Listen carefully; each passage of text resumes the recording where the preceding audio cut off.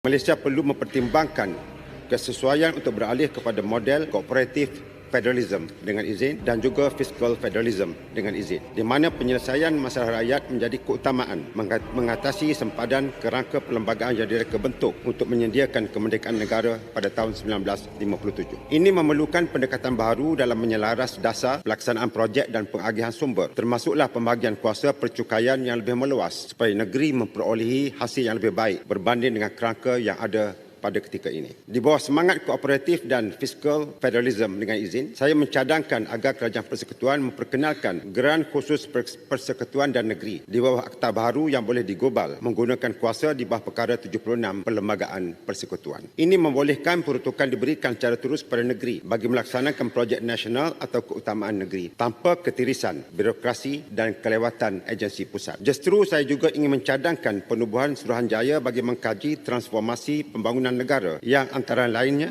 pertama, menilai keberkesanan pelaksanaan rancangan Malaysia sebelum ini. Yang kedua, mengaudit sistem pemberian semasa dalam bentuk geran am, geran khas, perkongsian hasil dan sebagainya. Yang ketiga, mencadangkan pendekatan baharu seperti equalization payment dan fiscal stabilization program dengan izin yang terbukti berkesan di negara-negara persekutuan seperti Jerman, Kanada dan Australia. Dan paling penting, memastikan penyertaan semua negeri melalui wakil rasmi dalam Suruhanjaya ini agar semangat federalisme yang tulen dapat ditegakkan. Rakyat sebenarnya tidak peduli siapa yang bertanggungjawab, sama ada persekutuan atau negeri. Apa yang penting, masalah mereka diselesaikan.